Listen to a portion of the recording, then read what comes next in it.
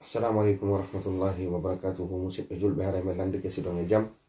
minen ga mi weeti e hoore jam hiɗen tori Allah subhanahu wa taala ka weetirade ton kadi Allah weetiniri ɓe hoore jam ka weeti ton kadi Allah taw hara ɓe e jam. Eɗen tori Allah subhanahu wa taala yo Allah ñiiɓin en e ko moƴƴi, yo Allah subhanahu wa taala ittu fiira e nde nawnare naɓande kade wata lorude bani adama. Haɗa musidɓe julɓe komi arirani ɗo ko aadindi ɗettoduɗen ndi o yowdiri e janngugol maako goto e nder maakuji nulaɗo ɗin sallllahu alayhi wa sallam. haɗa noon faydi hadisaji ɗi woni e janngude ɗin fof midi 30 ɓurɗi ɗuɗude ɗin fof haɗa ka riyadu salihin wonande faalaɗo dartude hadisaji ɗin ma yanñugol hadisaji ɗin haɗa ka riyadu salihin. Mi woni e l'imamu nawawiyu rahimahullah, mi woni e ittude hadisaji ɗin. haɗa hadis hande mo mi suɓɓi on kon ɗum ko hadisa yowdirɗo e needi, hadisa mo tawata hara en nafitoray kadi ñawoje buyɗe nulaɗo sallllahu alayhi wa sallam maaki. eɗen andi ko wiyete sunna kon no yaaji ɓuri ko nulaɗo maaki. janguɓe wi'i ko wiyete sunna koko nulaɗo maaki, ma ko nulaɗo waɗi, ma ko waɗa tawde maɓɓe, ma waɗa ɓawo maɓɓe ɓe humpiti ɓe haɗali. haɗa ko ɗum ɗo wiyete sunna, koko nulaɗo maaki e ko nulaɗo waɗi e ko waɗa tawde maɓɓe, ma waɗa ɓawo maɓɓe ɓe humpiti ɓe haɗali. haɗa noon enen janga e o hadis ɗo yiyay naforeji buyno e muɗum ko seydina Anas woni ko filli hadis on, Anas ibnu Malik. eɗen andi o sahabajo ɗo himo jeeya e gollanɗo nulaɗo sallllahu alayhi wa sallam duuɓi hewɗi ka galle nulaɗo. sahabajo on tigri no filli hadis goo ɓe maki ɓe woni duuɓi 10 ka nulaɗo ha hande nulaɗo innali ɓe ko fi honɗum waɗanda nde hunde, ha hande nulaɗo maka nali ɓe ko fi on ɗum haɗi waɗa nde hunde. hara hino jeeya kañum kadi ko addimo ɗon ko ɓay woni e yumma makko hari no hiɗi nulaɗo sallllahu alayhi wa sallam ha hatti. tawi noon o ala honnon inne wondema o ala ko o neldira nulaɗo sallllahu alayhi wa sallam. o detti ɓiɗɗo makko on o naɓi o ni'i ka suudu nulaɗo sallllahu alayhi wa sallam. ko ɗum waɗi sahabajo hino jeeya e ɓurɗo fillade hadisaji ko tawata hara innen wondema ko feƴƴayde piiji feƴƴayde ɗin ka nder cuuɗi.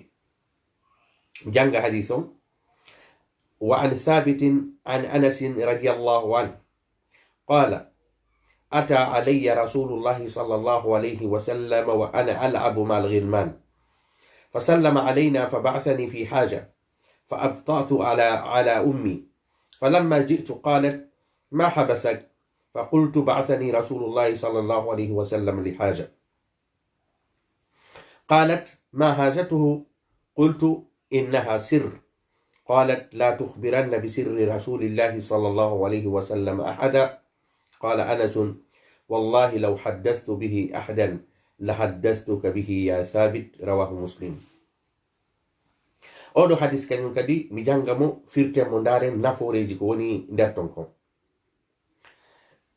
seydina Anas maaki ata alayya rasulullahi sallllahu alayhi wa sallam ñandego nulaɗo arno tawimi hilan wa ana al'abu ma al ghilman taylan fijudude e paykoy e nder ko nulaɗo feƴƴata kon ɓe tawi seydina Anas ibnu Malik. harno seydina Anas kaka maɓɓe ko nulaɗo woni ɓe en ne'ude. nulaɗo ari tawi seydina Anas no fijudude on num e paykoy. fa sallama alayna nulaɗo hiwri men fa ba'athani fi hajatin nulaɗo nulimmi e haaju. nulaɗo nulimmi hunto waɗanoygol ɓe hunde. fa abtatu ala ummi haray mi nenniti hotugol ka yumman seke mi retardi seke yumma makko a ronki ando konto mo yehi. falamma ji'tu on seydina Anas maki ɓay mi arti qalat yumma am maki ma habasaka ko ɗum jogitinoma ha leere ka wowɗa artude ɗon artali. fa qultu seydina Anas maki mi wi'i ba'athani rasulullahi sallllahu alayhi wa sallam bi haja nulaɗo sallllahu alayhi wa sallam hari no nulimmi. qalat yumma makko maki ma hajatuhu ko honɗum wonno haaju makko. sike yumma seydina Anas landi seydina Anas ko honɗum nulaɗo nulnoma. qultu seydina anas maki mi wi'i innaha sir ɗum ɗo ko gundo hakkunde min e nulaɗo mi yetotako nulaɗo mi yetotako yumman ko ɗum nulaɗo nul nolan sako on ɗum sako mi wirta ɓe maɗum mi feññina gundo maɓɓe o. qalat sonnajo maki la tukhbiranna bi sirri rasulillahi sallallahu alayhi wa sallam ahad ta yeto hay e goto gundo nulaɗo sallallahu alayhi wa sallam o. qala anasun seydina anas maki wallahi law haddathtu bihi ahdan si tayno woni mi yetotono ko nulaɗo nulnolan kon goɗɗo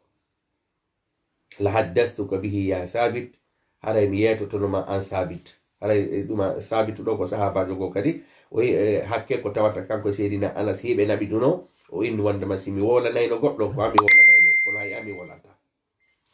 en yiɗo hadis on kono ɗo en jangi hadis on en firtirimo halfere kono ko message ji honɗi ko nafoore hon ɗum woni oɗo hadis irtitoɗen ɗaɓɓiten nafoje ɗen par ce que ko nafoore nden hollata en ko ndu nulaɗo faandi. go'o ata alayya rasulullahi sallallahu alayhi wa sallam wa ana al'abu mal ghilman nulaɗo ari kami wonnoɗo harlan fijudude e payku koy holli wondema payku no hani heɓude tanka fija ɗa duwa heɓande payku ma kun tan ka tawata ɗum ɗon ko fiyo fiju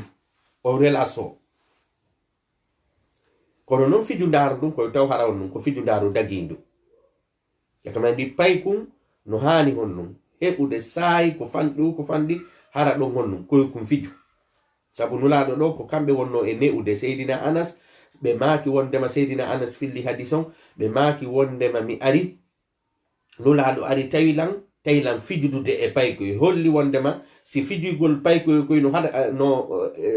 si tawino woni no harana moƴƴano nulaɗo haɗayno kono accutugol ɓe hiɓe ne'ude seydina anas ɓe yaɓe fijudoya e paykoy koy holli wondema kadi fiju ndaru paykoy koy haray no yamiraka sariya kono sarti on koye taw wona hara kon num fiju ndaru dagindu hara kadi paykoy koy o wondi koy ma joyi ko o wondi koy harayna bonnoɓe ɓe kono fiju ndaru ndum paykun wonande paykun kadi innen wondema no yamira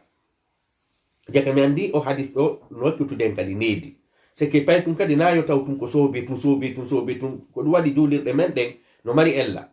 julirɗe ɗe aussi surtout julirɗe men ɗe jogiɗen nden Europe gal no jogi ella paykun si yehi toon sonki ma paykun yehi toon dogi yimɓe ɓen fof sonkanay ɗum joni noon paykun kun si yehi ka nokkeli ka tata Allah jantetake toon few toon kun dogay kun waɗa peeji ɗin fof kun andi paykun ɗo sa inni yo yaadu ka julirde haray an a ɓittini kum ndaren tirki en ɓen ko tirki en ɓen ɓuri famude julirde ko no haniri wonirde talema paykoy koy payko a taway wonde hara no jooɗa ko paykoy koy ɓe jonnata noddina fino koye suufu fino koye hiɗu a tawa fiju ndaaro ko payko koye yahata fijoya ka yaasi kon fop maka quartier fop haray hiɓe waɗi sal ka nder julirde nder ton ka paykoye fija ko ɗum nulaɗo maki sallallahu alayhi wa sallam seydina anas inni nulaɗo nulilan nulaɗo ari tayilan fijudude e paykoy ɗon ko toɓɓere aranere nden noon ka hadis nde hanuɗen nafitorde wondema payku no duwa heɓude saayi ka tawatara mawɓe makko on kadi accay kun fija toɓɓere ɗiɗaɓere ko nafitorten kon fa sallama alayna nulaɗo hiwri men ɗo ko on bo hiwri goɗɗo ko nulaɗo ɓurɓe teddude ɓen hiwri paykoy koy no woodi noon kadi makko baɓe si ɓe tawi paykoy ɓe considirta ɓe hiwrotako jaka mi andi hon num wona keccan hiwrorte ko hiwrorte ko num ko hombo tawi oya ko nulaɗo tawi paykoy koy no fijude nulaɗo hiwri paykoy koy jaka mi andi on num e hoore ko nulaɗo mari kon teddungal Allah heeɗi ɓe fuu kono hari ɓe mawnitinaki ɓe hiwrotono paykoy koy ɓe tottay noon num haqqeji ɗin jaka mi andi kadi simi tawi paykoy ilan duwaɓe considirde wa makko baɓe la duwaɓe hiwrade nayi mi daru par ce que ko ɓiɓɓe an ko taniraɓe an ko hilan hecciɓe mi ronka ɓe hiwrade ɗo kadi ko needi ɗiɗaɓiri dinni ina duwa accude payko kun fija kun heɓa leyreji ka kun fijata sa tawi kun kadi ka suudu ma woni ko golle iwtuɗa woni ko ɗuma ina nene jon tun ma baba jon tun hiwrete ma janɗuɓe ɓen tun siko pay kun tos kun kadi kun duwa hiwrede ko ɗum nulaɗo seydina Anas maki ɗo nulaɗo ari hewri men ɗon kadi ko nedi ɗiɗaɓiri ndinni nedi tataɓiri ndin fa ba'athani bi hajatin ɓe nulimmi fa abta'tu ala ummi mi nenniti hotugol ka yumma an falamma ji'tu ɓaymi arti qalat nenejo on maki nene makko maki ma habasaka ko ɗum jogitinoma ko ɗum nennuma fa qultu mi maki ba'athani rasulullah sallallahu alaihi wasallam bi hajatin nulaɗo hari no nulimmi hajo ɗo kadi ko honɗum holli nedi tataɓiri ndin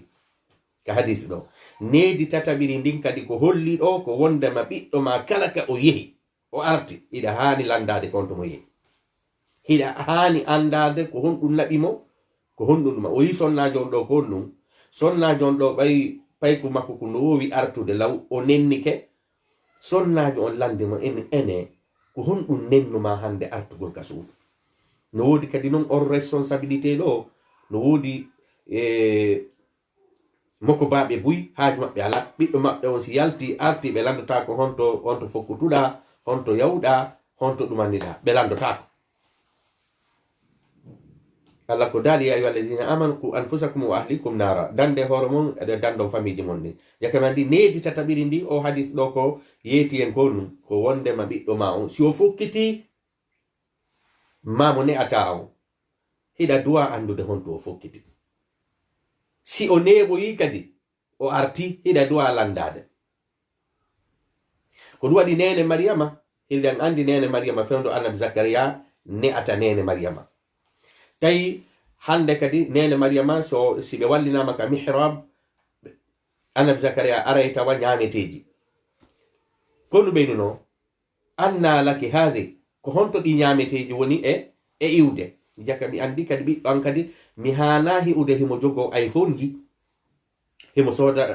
soda paɗe himo soda conki himo soda ɗuma hara mi anda mboɗɗin konto woni e iwde ko mbo jonnimo ɗi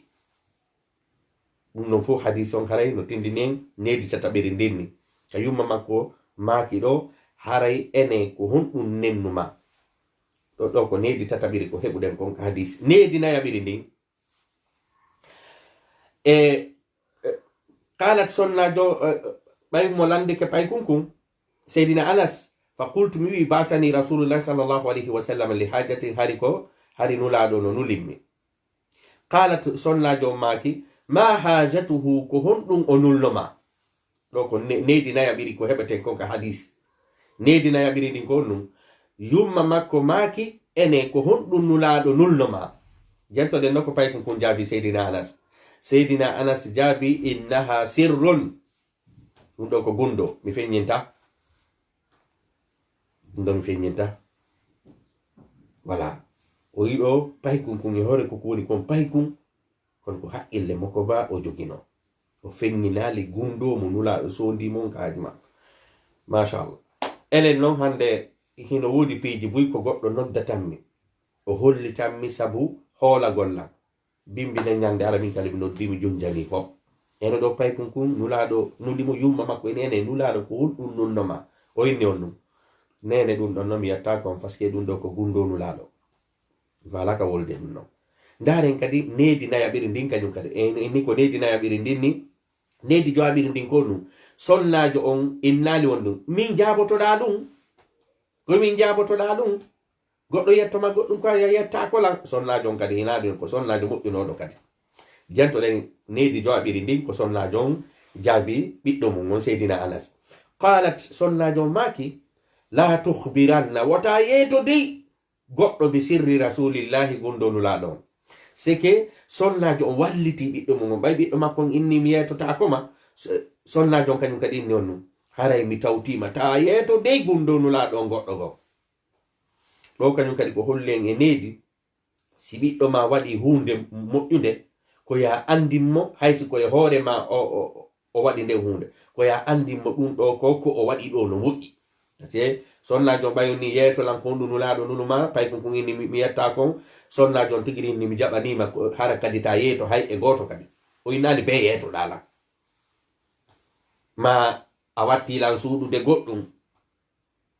haray o yiɗo ko nedi jowaɓiri ndinni musidɓe julɓe ka hadisa ɗo on tuma qalat be maki la tukhbiranna bi sirri rasulillahi wata yeto gundo nula don ahadan hay e goto.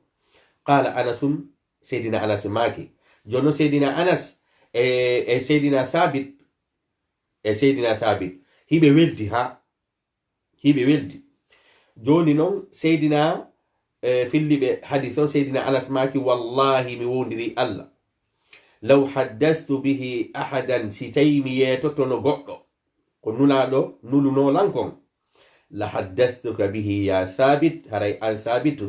ko ami yetotono. ɗo kadi holli wondema gundoji gono ton an e goɗɗo ko welduɗo wo ko welduɗon ko ɗum ɗo woni